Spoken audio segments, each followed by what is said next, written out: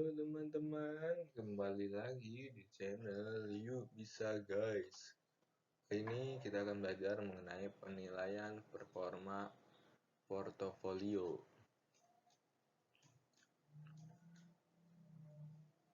atau biasa disebut Portfolio Performance Evaluation. Oke, buat baru yang pertama kali menonton video ini di channel saya, perkenalkan, saya adalah seorang mahasiswa matematika yang saat ini sedang menjalani semester keempat.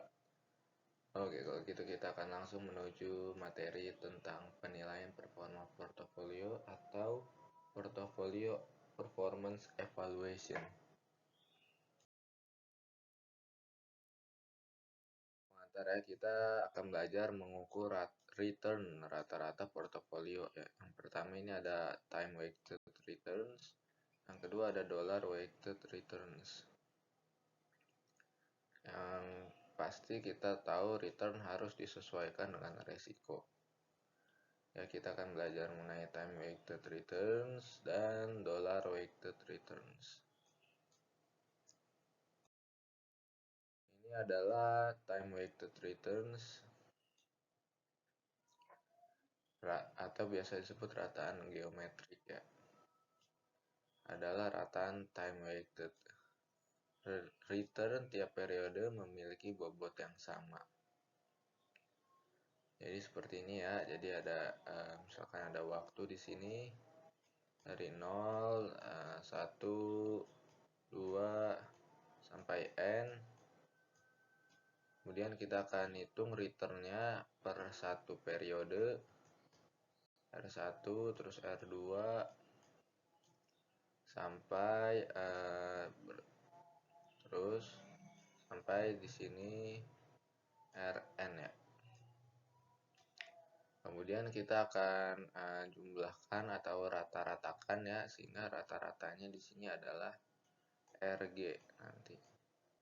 Kesini Rg, kesini Rg, dan nilainya sama semua ya, karena ini adalah rata-rata.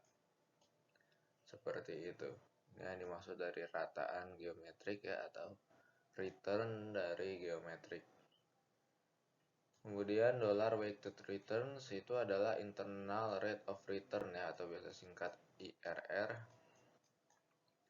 yaitu mempertimbangkan arus kas dari suatu investasi. Ini ada arus kasnya, ini C1, C2, Cn, yang nilainya sama dengan present value atau nilai sekarang. Return diboboti dengan besarnya dana yang diinvestasikan pada tiap periode. Jadi ini dolar ya, karena diboboti dengan besarnya dana. Oke. Kita akan belajar mengenai return ini, contoh return multiperiode. Jadi sini ada dua periode, yang pertama dan di titik 0 ya, terus ada titik 1, kemudian ada titik 2. Di sini kita adalah pengeluaran ya, pengeluaran, dan di sini adalah pemasukan, proceeds. Arus kas keluar itu adalah di titik 0 kita minus 50, kemudian di titik 1 kita juga minus 53. Kemudian di tahun pertama kita tambah 2 ya dari dividen, kemudian kita tambah 4, dan kita menjualnya 2 saham yang kita miliki itu.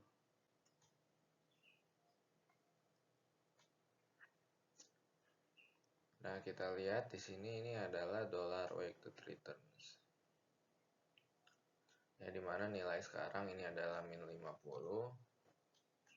Kita akan bawa semua ke sini. Yang dimaksud dollar weighted returns. Jadi min 50 per min 53 tambah 2 per 1 plus R. Ini R-nya tetap sama ya. Dan ini dibawa ke 1 plus R juga. Tapi karena 2 tahun jadi dipangkatkan 2. Akan kita dapatkan hasilnya dari dollar weighted return ini adalah seperti ini. Kemudian Kemudian kita akan lihat di sini ada time weighted return. Time weighted return ini adalah menilai return tiap periodenya gitu ya. Sini return pada periode pertama adalah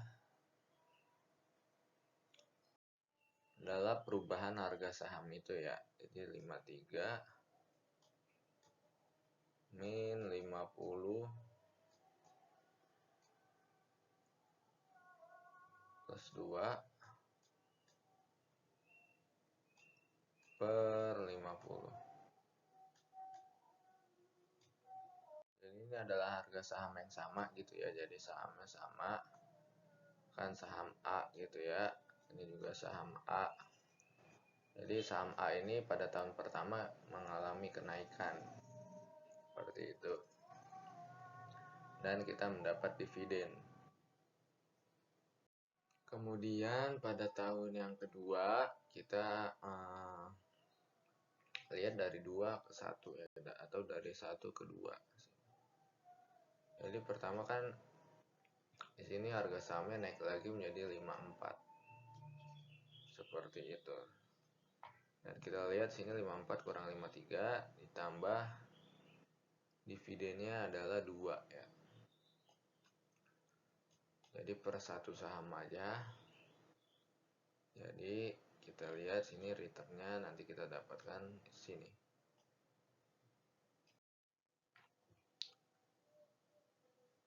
Pada contoh ini dollar weighted return bernilai lebih kecil daripada time weighted return ya, karena lebih banyak uang diinvestasikan pada tahun kedua.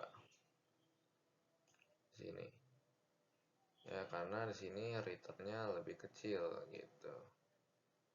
Ini kan returnnya kecil, lebih kecil daripada yang ini.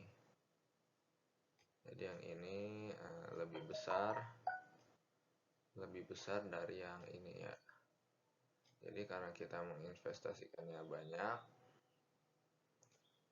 sebesar ini ya, 53, padahal returnnya kecil, sehingga dolarnya, perhitungan dollar weighted return jadi kecil gitu,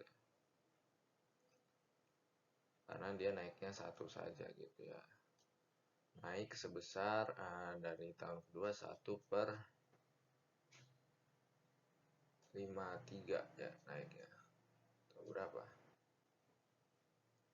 ya, naik sebesar 1 per 53, sedangkan ini naik sebesar berapa, 3 per 50.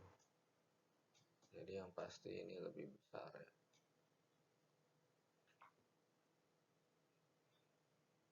Jadi tahun kedua returnnya lebih rendah, sehingga tapi uangnya diinvestasikan lebih banyak gitu. Jadi perhitungannya jadi lebih kecil.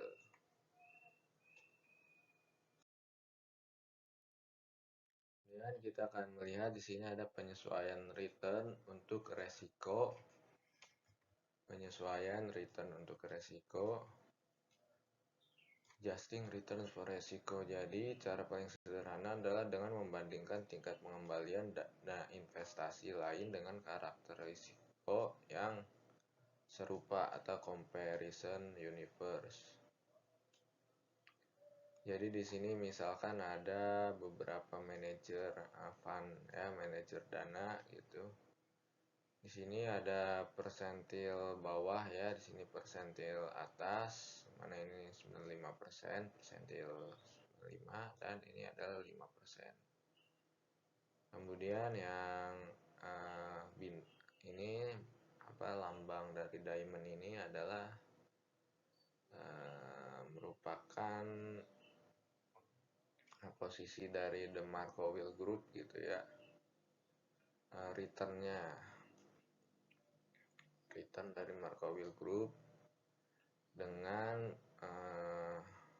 dibandingkan dengan seluruh semesta dengan karakteristik resiko yang sama atau saham-saham yang serupa gitu, karakteristik resikonya, misalkan high yield dari bond gitu, atau growth equity fund, yaitu dikelompokkan masing-masing ke dalam sebuah semesta, dan sini kita akan membandingkan bahwa returnnya antara Markowil Group misalkan dengan S&P 500, di mana dalam hal ini saham-saham S&P 500 ini sama karakteristik resikonya dengan portofolio dari Markowil Group.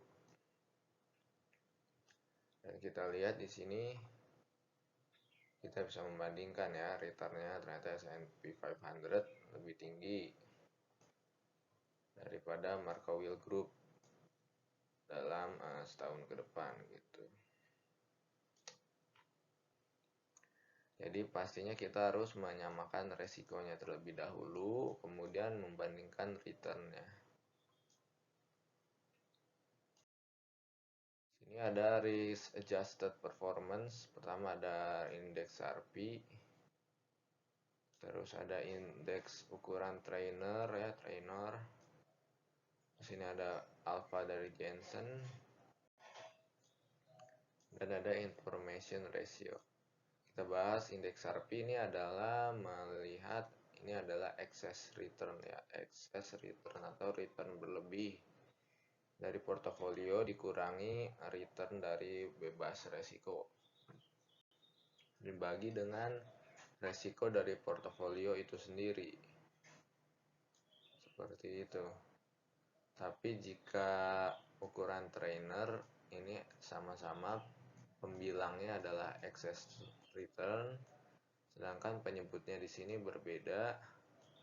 Ini adalah beta dari portofolio atau beta rata-rata terboboti untuk portofolio, di mana beta ini adalah hubungan resiko portofolio dengan resiko pasar gitu, atau resiko sistematis, di mana beta P ini adalah resiko dari pasar ya, atau biasa disebut resiko sistematis. Ya, sehingga ini trainer ini baik untuk ukuran tertentu nanti ya, akan dijelaskan. Dan Jensen ini alpha adalah nilai dari alpha yang sudah kita pelajari sebelumnya pada capital asset pricing model CAPM, di mana alpha ini adalah seberapa jauh sebuah portofolio ya dari garis CAPM gitu.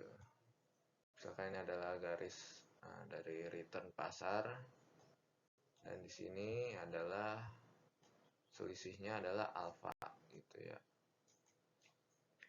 Dan ini adalah garis dari return pasar gitu, garis SML.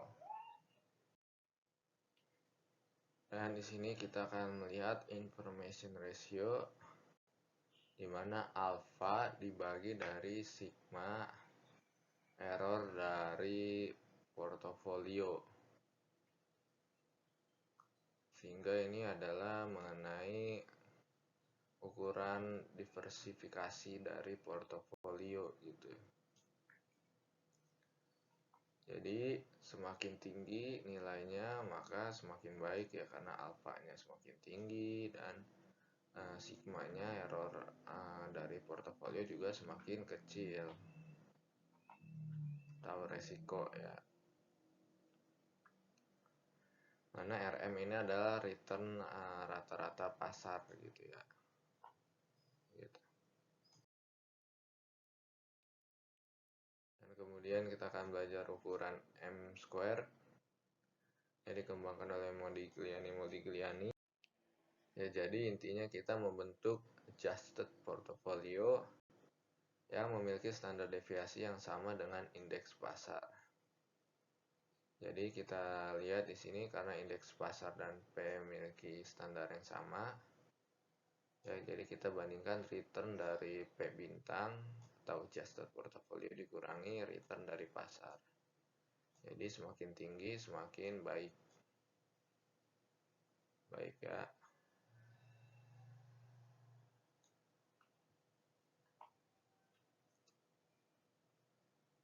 Jadi yang kita tahu bahwa W, ya, W dari bobot ini, jadi P bintang ini adalah portofolio dari W dari portofolio kita, ya, ditambah W dari T-bills gitu ya, T-bills.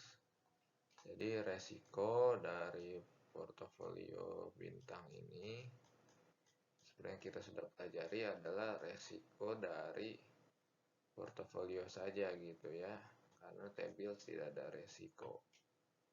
Jadi W dikali resiko dari P.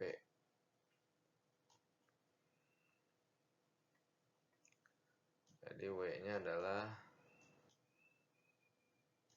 P bintang, resiko dari P bintang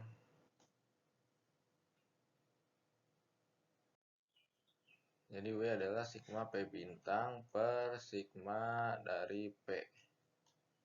Dan tujuan kita di sini adalah menyamakan standar deviasi dari P bintang dengan P market atau pasar ya. Sehingga P dari bintang ini sama dengan sigma dari M ya. Jadi W adalah sigma M per sigma P. Oke. Misalkan diketahui return minus portofolio adalah 35% dan standar deviasinya adalah ini. Return market portofolio 28 dan standar deviasinya ini. Ya, portofolio jadi W-nya adalah 30, standar deviasi dari pasar per 42 standar deviasi dari portofolio ya, seperti ini. Jadi kita akan menaruh 0,714 pada P bintang dan ini pada T-bills. Jadi kita tahu misalkan T-bills-nya ini 0,06 ya, 0,06%. Dan dari P bintang ini kan 35 ini dari sini. Jadi karena returnnya ini lebih kecil, P bintang hanya 26,7 ya, 26,7, sedangkan dari market itu 28%. Sehingga return ini lebih kecil daripada return portofolio pasar. Jadi underperform ya. Jadi kurang bagus gitu, underperform.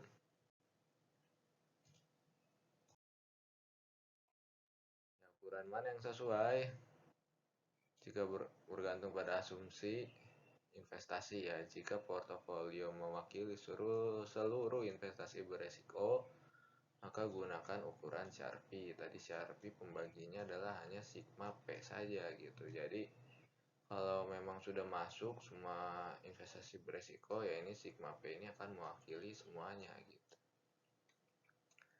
Ya, jika portofolio adalah salah satu dari banyak yang digabungkan menjadi dana investasi yang lebih besar, ya gunakan ukuran Trainer atau Jensen ya. Trainer menarik karena menimbang return berlebih terhadap ini adalah excess return ya, excess return terhadap resiko sistematis ya. Tadi kita tahu Trainer itu adalah dibagi beta dari portofolio. Di sini sudah ada ya. Sehingga jika misalnya ada satu unit saja, kita akan gunakan Trainer gitu dari dana investasi yang lebih besar gitu.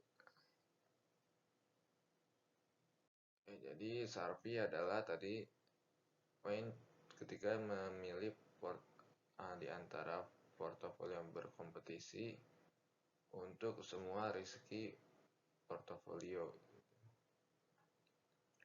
Jadi trainer ini ketika peringkat banyak portofolio akan dicampur membentuk overall risiko. Kemudian formation ratio ini adalah mengevaluasi portofolio yang dicampur dengan benchmark portofolio. Benchmarknya itu pasar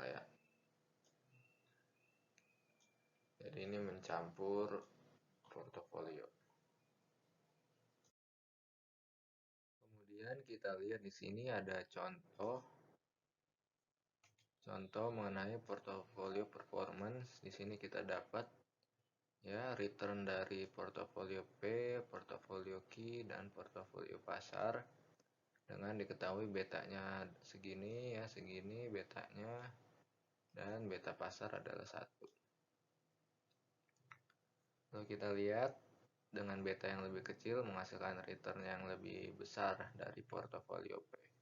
Sehingga ini portofolio P mendominasi portofolio pasar. Sehingga kemudian kita akan lihat dari kedua portofolio ini. Pertama kita lihat dari Sharpe. Kita tahu Sharpe adalah dari excess return excess return itu 2,77 per per standar deviasinya 6,45, maka didapat Sharpe. Kemudian dari Q juga sama yaitu didapat 7,56 per 15,55. Kemudian kita lihat di sini M square adalah dengan RP RP bintang dikurang RM. Oke. Kemudian trainernya ini adalah excess return 2,77 per betanya adalah 0,7. Ini dapat ini dan seterusnya sama sigma E kita lihat segini.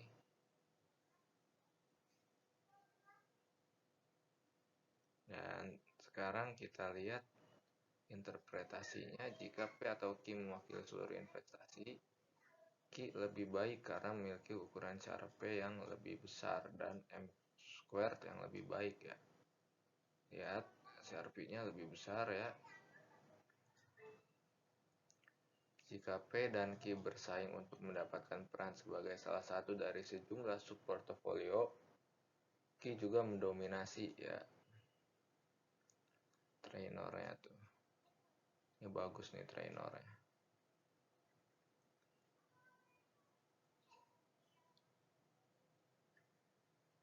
Jika kita mencari portofolio aktif untuk dicampur dengan portofolio indeks, P lebih baik Ini jauh P.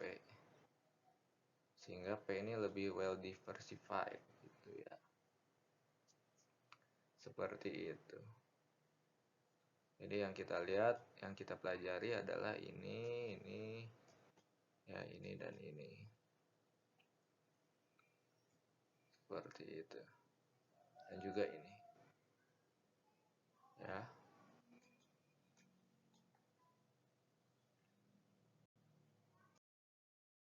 Kemudian ukuran performa untuk hedge fund. Ketika dana lindung nilai secara optimal dikombinasikan dengan portofolio dasar, yaitu portofolio kita, peningkatan ukuran Sharpe akan ditentukan oleh rasio informasinya. Ini rasio informasinya. Ukuran Sharpe akan ditentukan gitu. Jadi kalau rasio informasinya meningkat, ini juga meningkat seperti itu. Oke. Segitu saja. saja dari saya. Semoga video ini bermanfaat. Jangan lupa like, komen, dan subscribe. Sekian dan terima kasih.